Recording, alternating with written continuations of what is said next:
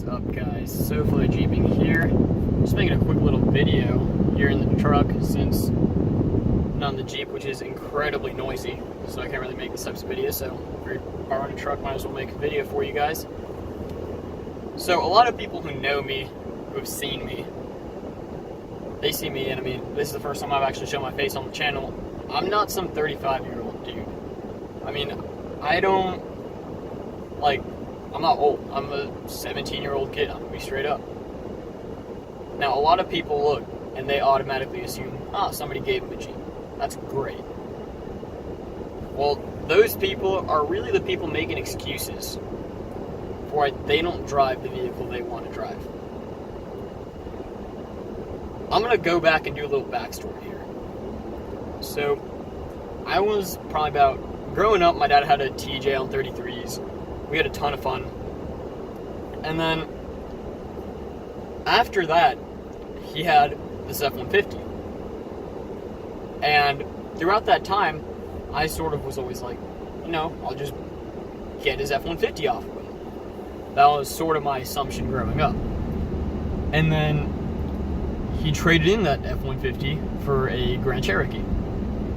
And I was like, no, I don't want to drive a Grand Cherokee. Sorry to all you WK2 guys, it's actually a fantastic vehicle. I'm like, I want a Jeep.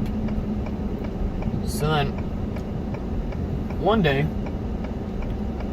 he shows up in a 2-door, 6-speed, soft top, Rubicon. No other options, the base Rubicon, just as cheap as you can get it, MSRP of 33. And I'm like, holy crap, this is awesome. And then I was talking about him and maybe me ending up with that car the day I turned 16. And he pretty much told me, you want this car when you turn 16, you're going to have to work for it. I'm like, okay. So I was about 13 when this happened. I started busting my butt, washing cars, lawn maintenance, buying little Axial SCX-10 RC cars. I would buy and sell those left and right. I was going through like 2 of those a month, making like $100 each. Just because I was shooting for this goal that I had set. Now, 16th birthday rolls around. I'm $300 short to buying what is effectively my dream car. Now, at the time, dream car, but it was bone stock, so I wouldn't call it my dream car now. Now it's my dream car. But you guys get the point.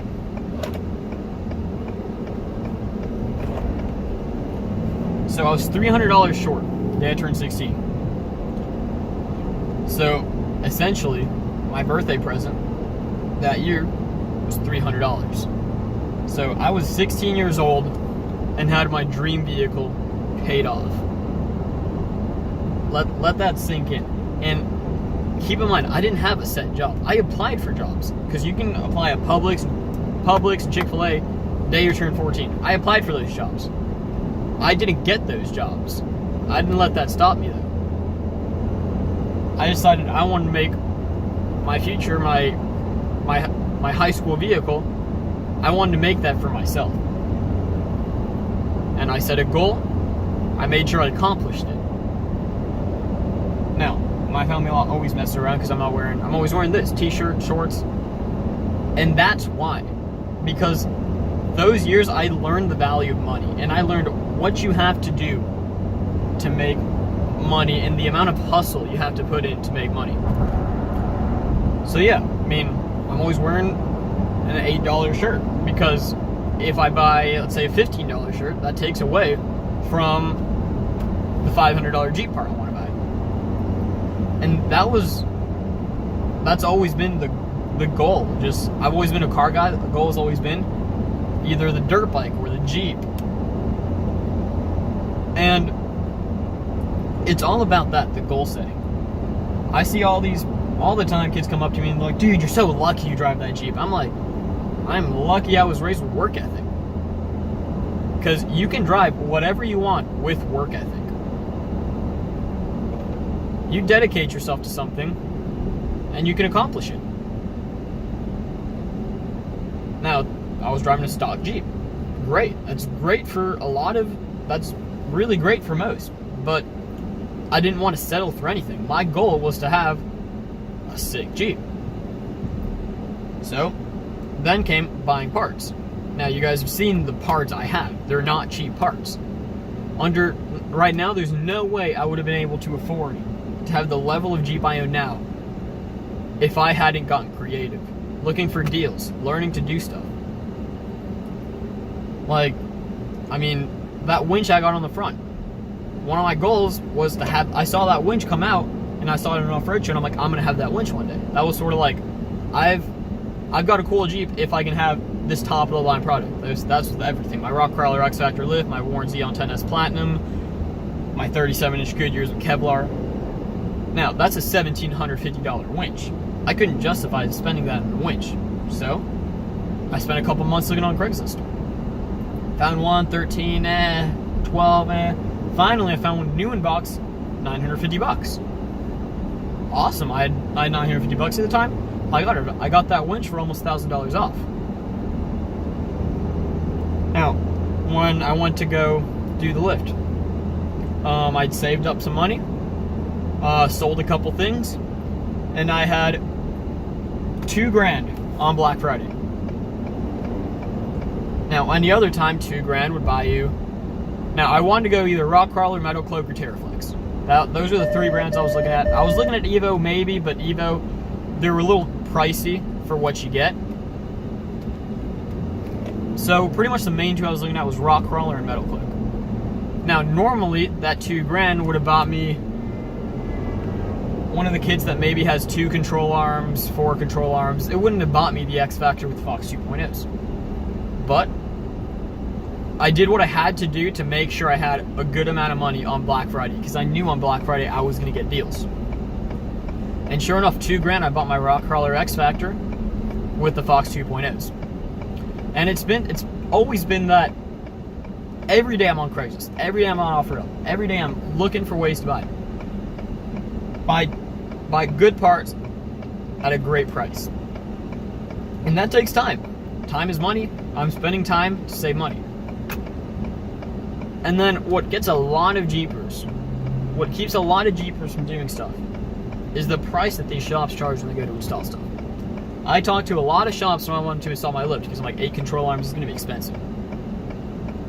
They were quoting between $700 to $1,000. I look, and it's a bolt-in lift. I'm like, if it's bolt-in, I could probably do this myself. So, called up 2 buddies, ordered a couple pizzas, made sure they had a free weekend, some jacks, and we said, well, worst case scenario, we learned something new. Best case scenario, we save ourselves $1,000. So we went ahead and started doing it. One weekend later, that lift was on the Jeep, and I'd saved myself $1,000. That was $1,000 I didn't have to spend, and I learned something new. Since then, I've lifted 2 more vehicles. I've lifted the CJ8 project. You guys will see a walk around on that soon.